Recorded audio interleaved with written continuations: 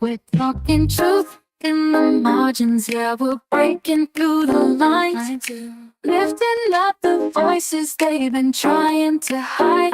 Line 3, from the cracks in the system to the stars in the sky. Line 4, we're changing the story, now's our time to rise. The Department of Education. In this episode, system and what is going to happen to K through 12 schools and higher learning. In response to the dismantling of the Department of Education, we would break that down further within the episode. So, I am your host, Tremain, and let's get to it. First off, we want to set a stage on what is Department of Education. How did it start? Who brought it to the forefront? Originally, it was started in 1867 by President Andrew Johnson and Henry Barnard, which was part of the National Teachers Association, which is now otherwise known as National Education Association, Educators Association. So that only lasted for about a year, and then they disbanded it. And then it was called the Office of Education, which that also got disbanded.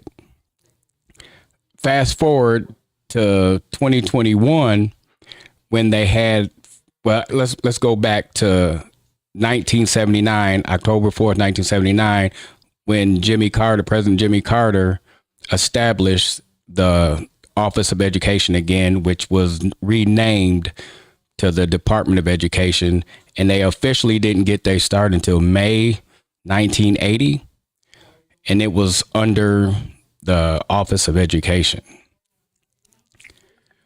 So with this breakdown, in 2021, they had over 4,000 employees, but when Doge came in and took over, the bunch of 19-year-olds decided they didn't need 4,000 employees. It was an overkill. So they went ahead and just cut it. President Trump signed an executive order to cut it in half. It was a lot of court cases, a lot of battling back and forth, see if he could or could not, because it was an actual cabinet level position. So you had to get Congress in order to slice it. But the Supreme Court, SCOTUS, said he can do the layoffs, and they're continuing to do the layoffs even as we speak. The Secretary of Education, Linda McMahon, yes, that's the same Linda McMahon that was the World Wrestling Entertainment CEO. She is now in charge of the Department of Education, which she doesn't even know who Ruby Bridges was. So how could somebody who doesn't know the basics of running a big time cabinet as a Department of Education, so how could she be in charge? But that's neither here nor there. We'll say that for another discussion at a later date. So also, it's like, how could the Department of Education be broke down when the four major principles of the department was to establish policies dealing with financial aid, Pell Grants, and oversee the usage of those funds. They was in charge of research and monitoring of the schools, not controlling the schools, but just assisting. Also, now they're trying to make it where you have 50 states, 50 different curriculums, 50 different education systems. Same thing, how that would hurt the teachers and administrators of each individual state and each individual district.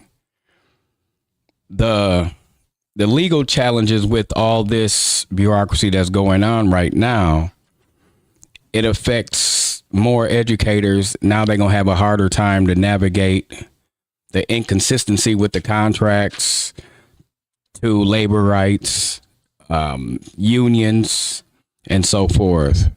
But more importantly, special education policy is going to be affected the most because of these inconsistencies that is going to happen. And also with the IDEA enforcement will be in limbo. So, and that would have an impact on education. And now we're going to talk about the higher education impact and what's going to happen to Pell Grants, financial aid, FAFSA, and all the other good stuff that a lot of students use and need to complete their post high school education. Now, with all this going on, educator struggles is going to present like research gaps among schools across all the economic lines.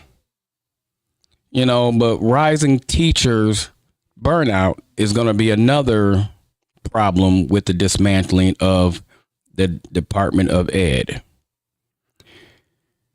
So there won't be no federal backbone to assist the students, the teachers, parents, with all these policymakers creating a bunch of jargon and nonsense during this debate on education.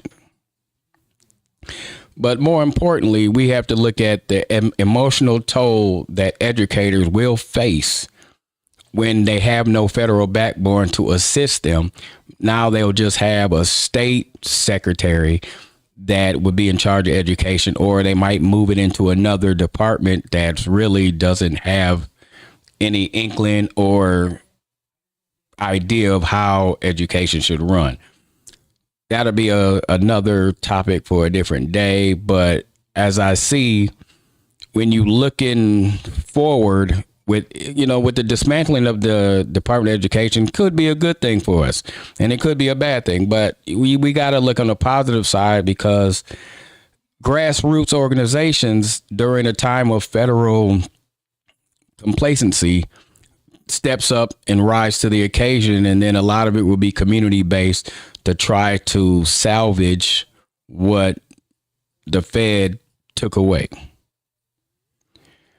It'll be highlighting the advocacy, innovation, and the local coalition that will be fighting for the children, teachers, and parents during this ordeal. So that's what's going to be, really at stake is educational equity.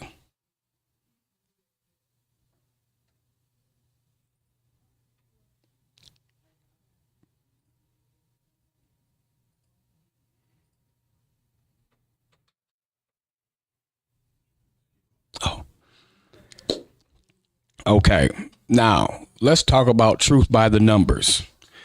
Key statistics about students, demographics, teacher burnout, and education spending disparities.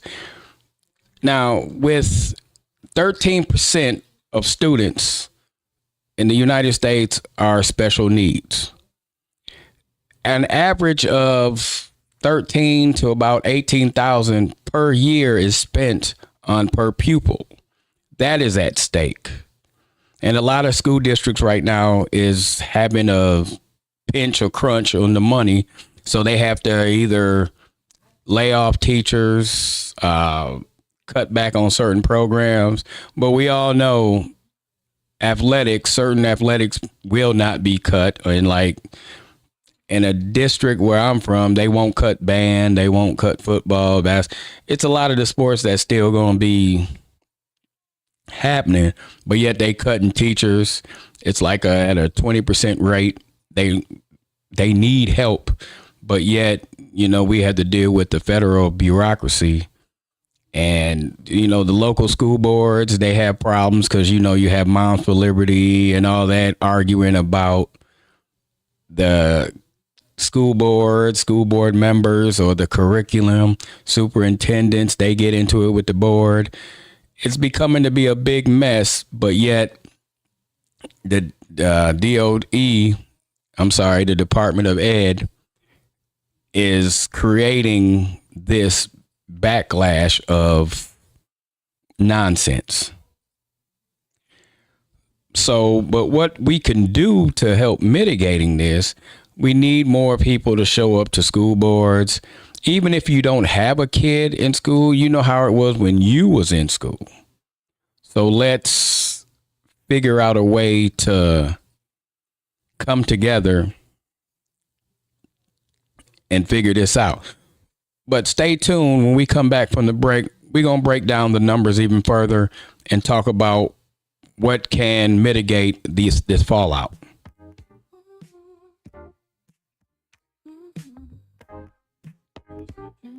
You're listening to Chalk Talk, Truth in the Margins on the Edge. Yeah, we're breaking through the lines, lifting up the voices they've been trying to hide. Line 3, from the cracks in the system to the stars in the sky. Line 4, we're changing the story. Now's our time to rise.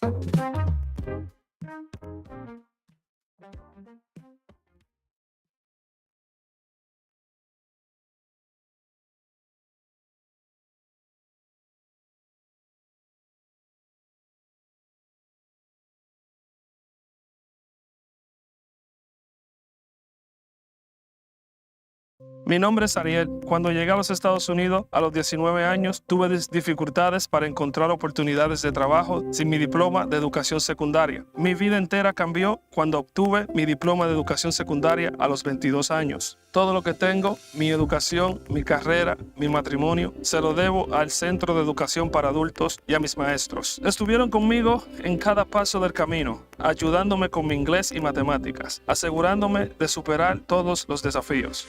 Ariel, su éxito demuestra que lo que estoy haciendo como profesor tiene un significado real. Fue un honor ayudarte a alcanzar tu grandeza. Ahora estás ayudando a otros a lograr los suyos. Como colega tuyo, me inspira. La educación fue la llave que abrió todas mis oportunidades. Cuando tú te gradúas, ellos se gradúan. Encuentre centros de educación para adultos gratuitos y de apoyo cerca de usted en completatudiploma.org. Presentado por Dollar General Literacy Foundation y Ad Council.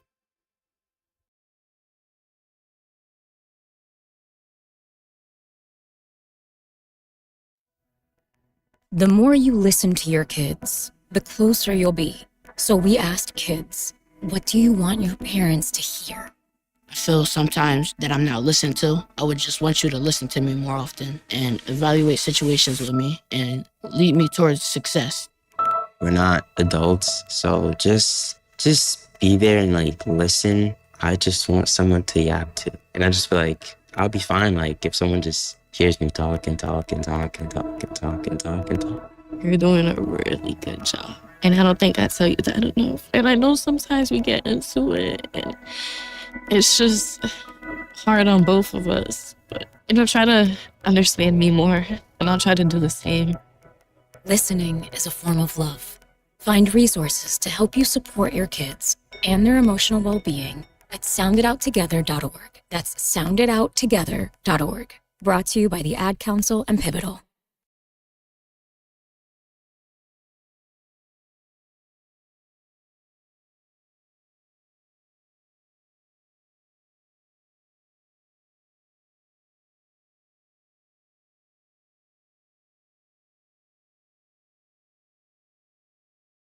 Este mensaje es para Karina, nuestra mamá quien obtuvo su diploma de secundaria a los 28 años. Hola mamá, somos Amidez y Nicolás. Felicitaciones por tu diploma. Nos has enseñado mucho. Te amamos. Cuando tú te gradúas, ellos se gradúan. Visita completatudiploma.org para encontrar centros educativos gratuitos y prácticos cerca de ti. Presentado por Dollar General Literacy Foundation y the Ad Council.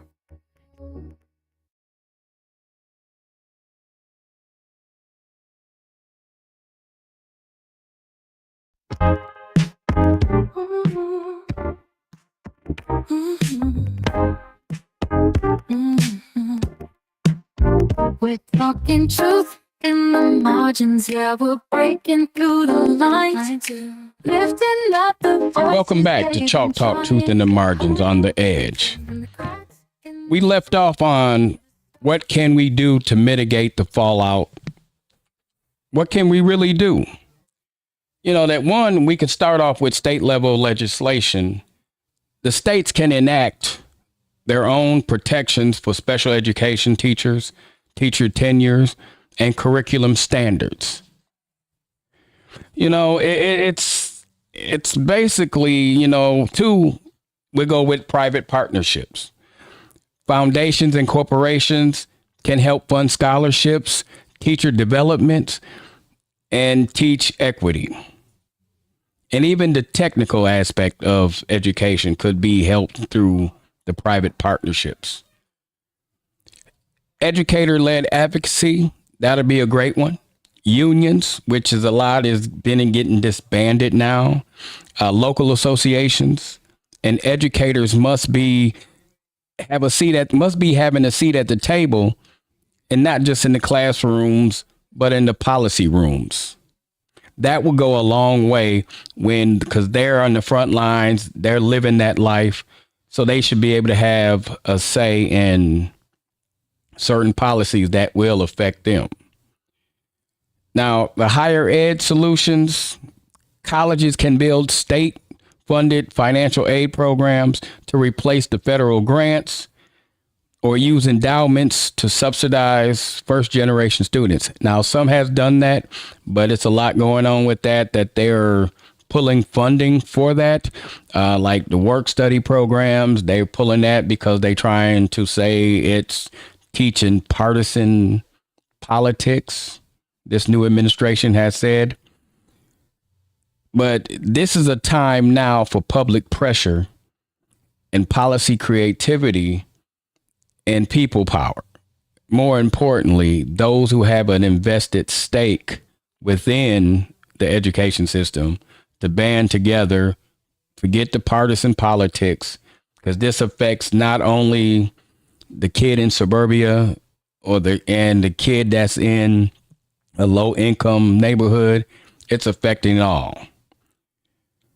But we have to understand that as a whole, the system is broken, and it could be saved, or repaired, however you want to look at it. But we have to come together at the table, no matter what it is, even private charter, public charter. We all need to come together and figure this one out.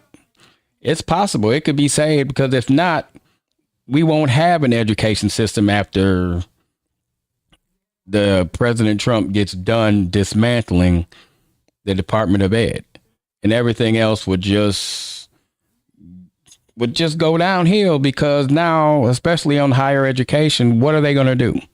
What can a low income or even a middle class student get to pay for college? And most colleges is going to have to lay off some of their staff, professors, educators, adjunct professors, whatever. They're going to have to lay them off.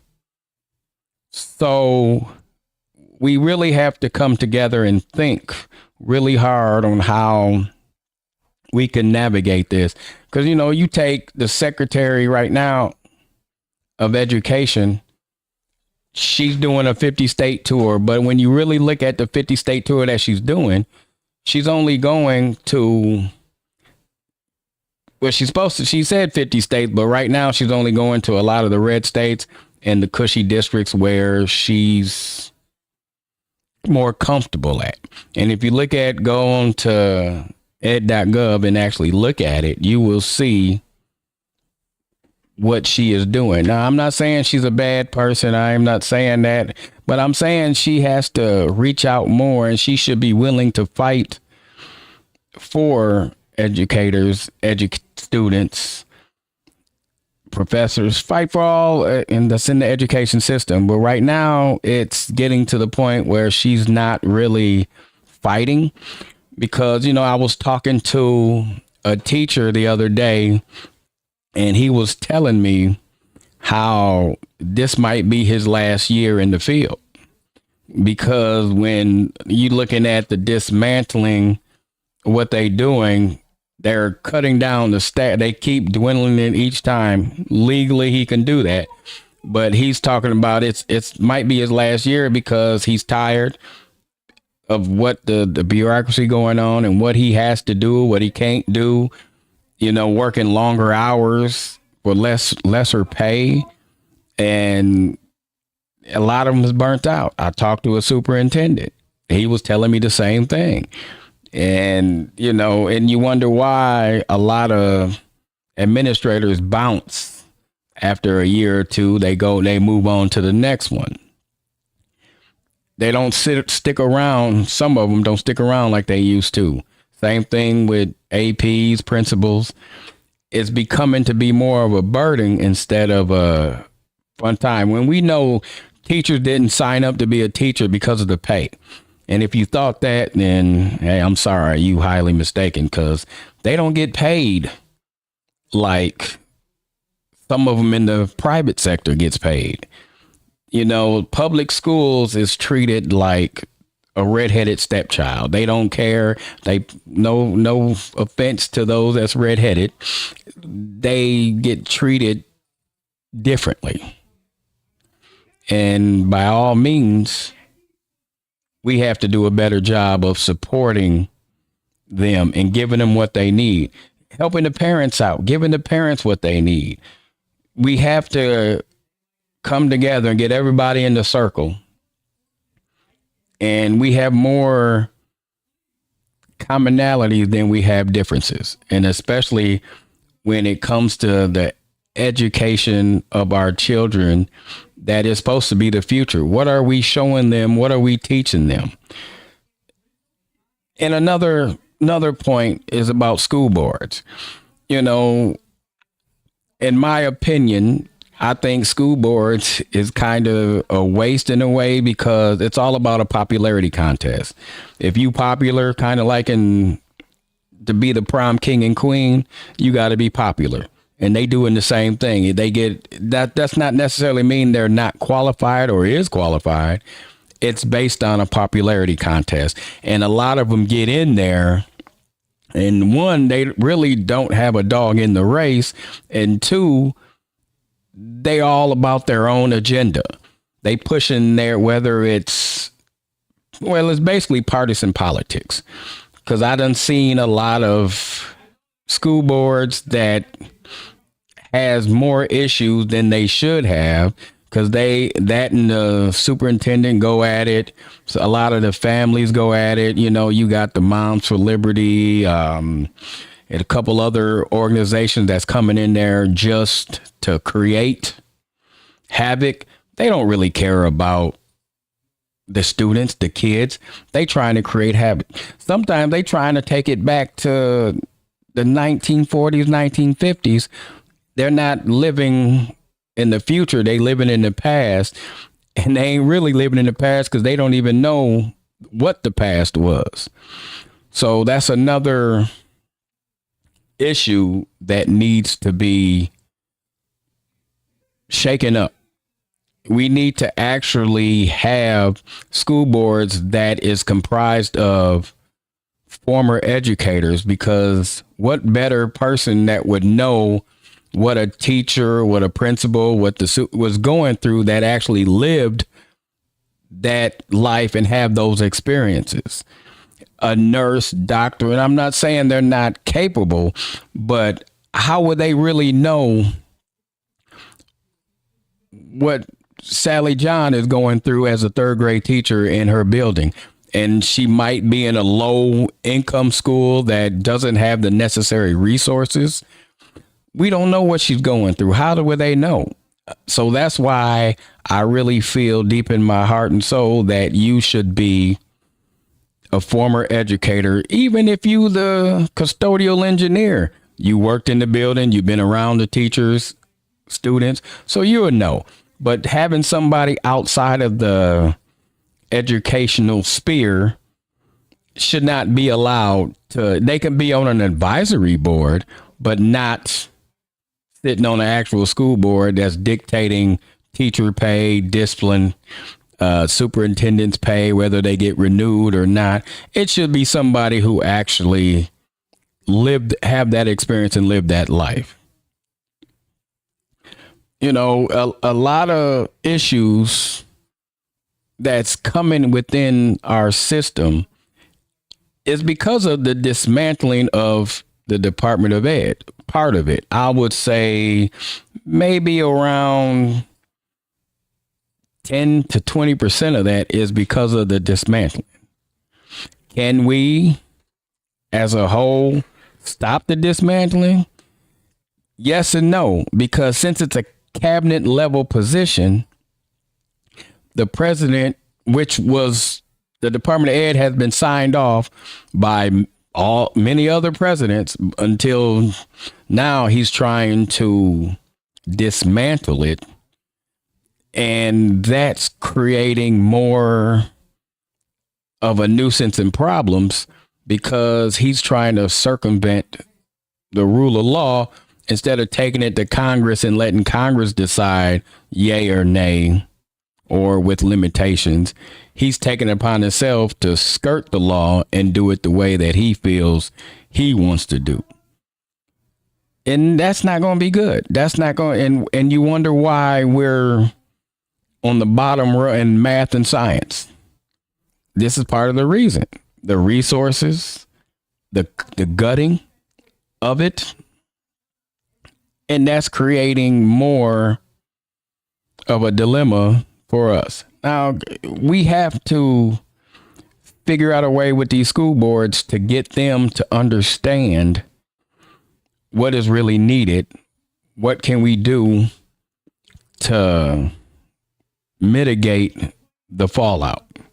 And like we talked about, there's other ways to mitigate these fallouts, but we have to be willing to put our foot forward, boots on the ground, like they say, and let's get to it. Let's make it work for your kid, my kids, the neighbor's kids, for all children, not just some adults that's trying to make a name for themselves, which is causing more problems than anything else. You're listening to Chalk Talk, Truth in the Margins, on the Edge. We'll be back soon. We're talking truth in the margins, yeah, we're breaking through the lines, lifting up the voices they've been trying to hide. Line 3, from the cracks in the system to the stars in the sky. Line 4, we're changing the story, now's our time to rise.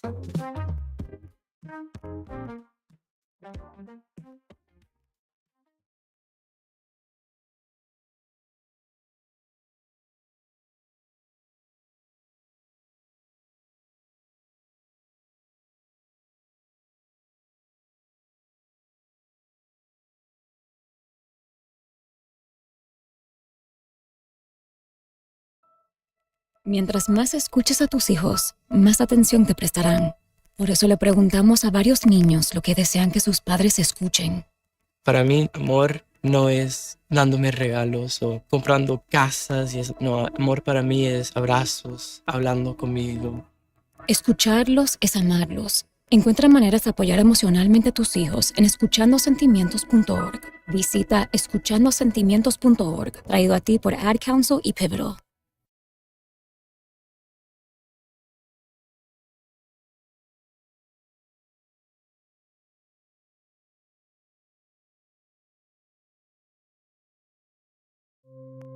My name is Ariel. When I arrived in the US at 19, I struggled to find job opportunities without my high school diploma. My entire life changed when I took a chance and got my high school diploma at age 22. Everything I have, my education, my career, my marriage, I owe to the Adult Literacy Center and my teachers. They were with me every step of the way, helping with my English and math, making sure I pushed through all the challenges.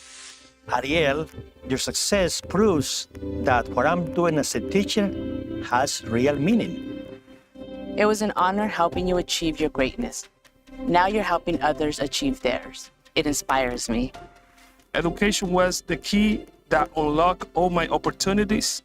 When you graduate, they graduate. Find free and supportive adult education centers near you at finishyourdiploma.org. Brought to you by Dollar General Literacy Foundation and the Ad Council.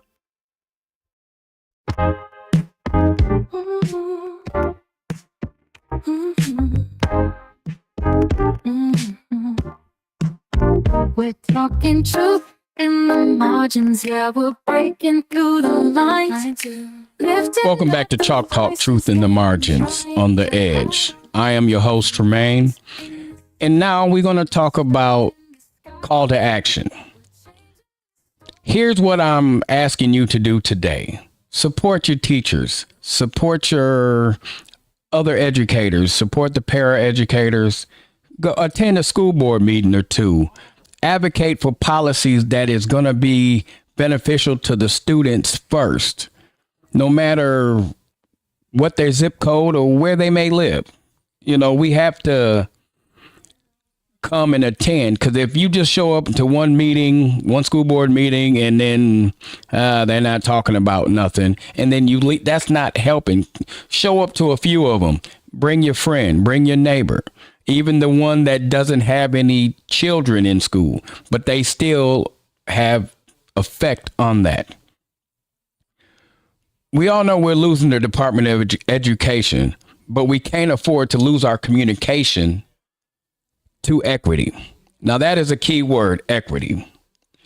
If you're a teacher, a parent, even a student, or someone who believes in the power of education, this is your call. This is your call to action. This is something that hopefully could motivate you into helping. In a world without a central authority, the margins matter more than ever. The truth, the system may be splintered, but our voices united can still be heard and powerful. This has been a wonderful experience to discuss this with you, but on the future episodes, we'll start to dive deeper in the heart of the wound of the education system. We're going to discuss on teacher burnout more thoroughly. We're going to get students' take on it. A lot of parents who are disgruntled within the system. We also are going to get their take on how we can possibly make it better. Now, some of it will come up with some good, very thoughtful ideas, but yet they don't get heard at the school board meeting, in the principal's office, superintendent. They feel disrespected by not being heard because they don't live in a certain zip code, or they don't have a certain income. They don't belong in that income bracket. But we're going to talk to more of the students, and actually K through 12 students and also higher education students, to get their take on how, especially on the college level, how they had problems with financial aid, which they really going to have problems now because the staff has been cut, and it's going to take longer even for the schools to get their money. So this is what we're going to be breaking down further in future episodes. We hope that you tune in. This has been Chalk Talk, Truth in the Margins. I'm your host, Tremain. Until next time, keep questioning, keep pushing, and most of all, keep teaching. We're talking truth in the margins, yeah, we're breaking through the lines. Lifting up the voices they've been trying to hide. Line 3. From the cracks in the system to the stars in the sky. Line 4. We're changing the story. Now's our time to rise.